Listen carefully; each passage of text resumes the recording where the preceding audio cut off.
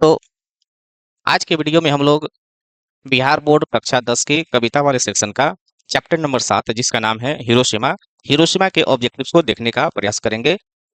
Actually में Hiroshima जो है जापान का एक शहर है और इस शहर पे जो है द्वितीय विश्व युद्ध के दौरान जो है अमेरिका के द्वारा परमाणु बम से अटैक किया गया था। सिर्फ इसी शहर को नहीं, जापान के दो शहरों पे हिरोशिमा और नागासाकी। हिरोशिमा पे जो है 6 अगस्त 1945 और नागासाकी पर जो है 9 अगस्त 1945 को अमेरिका के द्वारा परमाणु बम से आक्रमण किया गया था और जिसके कारण जो है काफी तबाही हुई थी। उसी तबाही से रिलेटेड जो है कविता है हिरोशिमा, जिसके लेखक हैं अगेजी सच्चिदानंद हीरानंद वात्स्यायन अगे। तो इस चैप्टर के हम लोग ऑब्जेक्टिव्स को देखेंगे, खासकर वैसे ऑब्जेक्टिव्स को जो अभी तक बिहार बोर्ड में 2011 से लेकर 2025 तक जो है पूछी गई हैं। इस ऑब्जेक्टिव्स को बनाने के पीछे उद्देश्य यही है कि बिहार बोर्ड के जो स्टूडेंट्स हैं जो इस बार एग्जाम्स देने वाले हैं उनकी थोड़ी बहुत जो है हम लोग सहायता कर पाए। तो चलिए हम लोग खासकर वैसे ऑब्जेक्टिव्स को एक एक करके देखते हैं जो अभी तक बिहार बोर्ड में 2011 से लेकर 2025 तक जो है पूछा गया है। पहला ऑब्जेक्टिव है,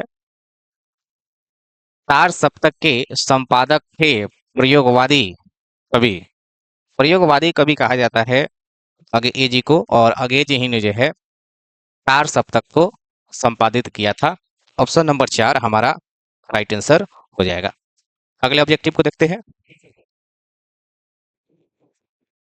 अगला ऑब्जेक्टिव है, द्वितीय विश्व युद्ध में परमाणु बम गिराया गया। द्वितीय विश्व युद्ध के समय परमाणु बम गिराया गया था जापान पर। ऑप्शन नंबर होगा एक।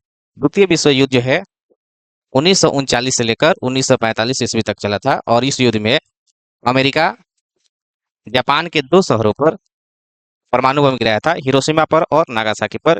हिरोशिमा पर 6 अगस्त 1945 को गिराया था और नागासाकी पर 9 अगस्त 1945 को गिराया था। अगले ऑब्जेक्टिव को देखते हैं।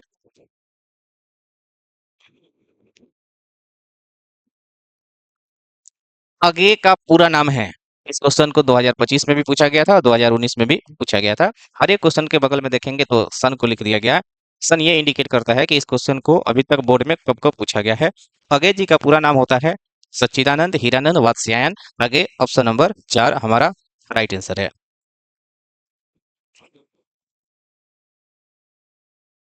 अगले ऑब्जेक्टिव को देखते हैं। हिरोशिमा किस देश में है? हिरोशिमा जापान में है। जापान का एक शहर है। ऑप्शन नंबर सी हमारा राइट आंसर है।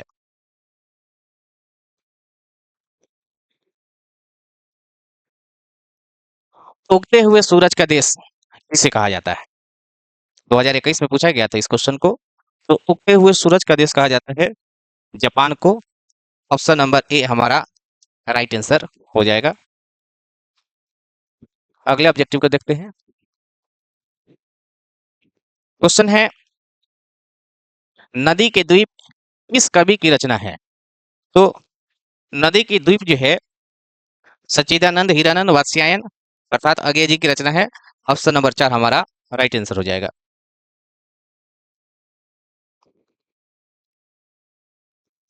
अगला ऑब्जेक्टिव देखते हैं। क्वेश्चन है कि सच्चिदानंद हीरानंद वात्स्यायन अगे के पिता का क्या नाम था? तो इनके पिता का नाम था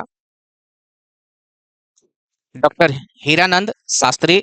ऑप्शन नंबर बी हमारा राइट आंसर है।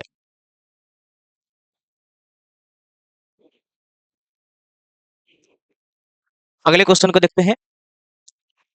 धूप बरसी पर अंतरिक्ष में नहीं फटी, कहां से? तो मिट्टी से। कविता की लाइन है। ऑप्शन नंबर सी हमारा राइट आंसर हो जाएगा।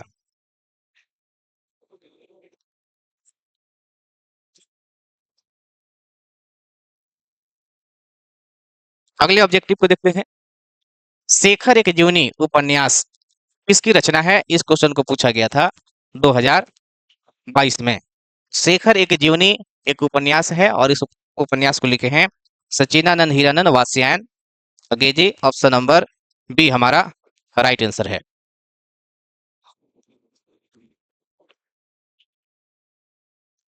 अगला ऑब्जेक्टिव दिया हुआ है, एक बूंद सहसा उछली किसकी रचना है?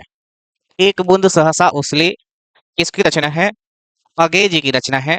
ऑप्शन नंबर ए हमारा राइट आंसर है।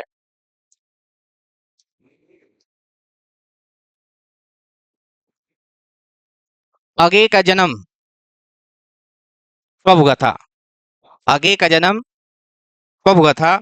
और इस क्वेश्चन को देखेंगे आप, इस क्वेश्चन को 2018 में भी पूछा गया है और 2023 में भी पूछा गया है। अगे जी का जन्म हुआ था 1911 ईस्वी में। बी हमारा राइट आंसर हो जाएगा।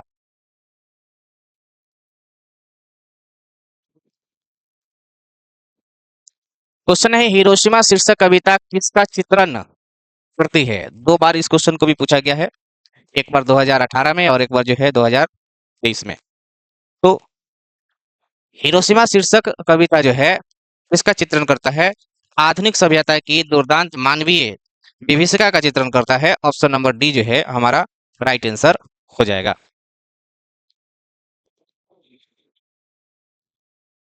अगले ऑब्जेक्टिव को देखते हैं। क्वेश्चन दिया है कि हिरोशिमा शीर्षक कविता में कवि का नाम क्या है? तो हिरोशिमा शीर्षक कविता में कवि हैं Sachchidanand, Hiranand, Vatsyayan, Agyeya. Option number A हमारा राइट आंसर होगा।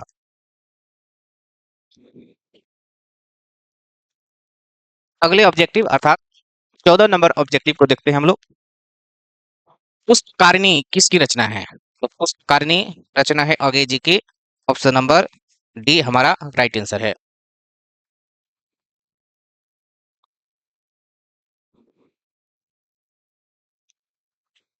अगला क्वेश्चन है, चिंता किसकी रचना है? चिंता भी अगेजी की रचना है। ऑप्शन नंबर सी सच्चिदानंद, हीरानंद, वात्स्यायन, अगेजी। यही हमारा राइट आंसर हो जाएगा।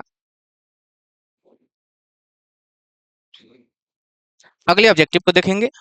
दुर्दांत मानवीय विभीषिका का चित्रण करने वाली कविता कौन सी है? इस क्वेश्चन को 2019 और 2024 दोनों में पूछा गया था। तो दुर्दांत मानवीय विभीषिका का चित्रण किया गया है हिरोशिमा चैप्टर में। ऑप्शन नंबर हो जाएगा हमारा सी राइट आंसर।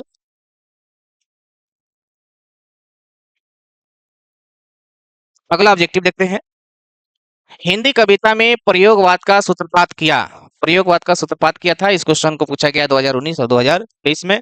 प्रयोगवाद का सूत्रपात किया था अगे जी ने। ऑप्शन नंबर 4 हमारा राइट आंसर हो जाएगा। अगले ऑब्जेक्टिव को देखते हैं। इनके पिता एक प्रख्यात पुरातत्ववेत्ता थे। तो अगे जी के पिता एक प्रसिद्ध प्रख्यात पुरातत्ववेत्ता थे। ऑप्शन नंबर ए हम लोग का राइट आंसर हो जाएगा।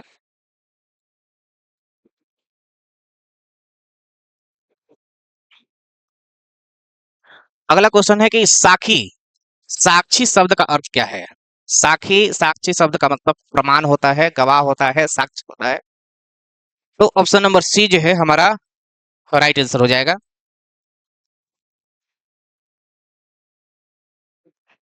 सच्चिदानंद, हीरानंद, वात्स्यायन, अगेजी ने कितने कवियों का चयन कर तार सप्तक को पेश किया था? तो एक्चुअली में 7 कवियों को जो है चयन कर इन्होंने तार सप्तक को पेश किया था। ऑप्शन नंबर सी हमारा राइट आंसर है।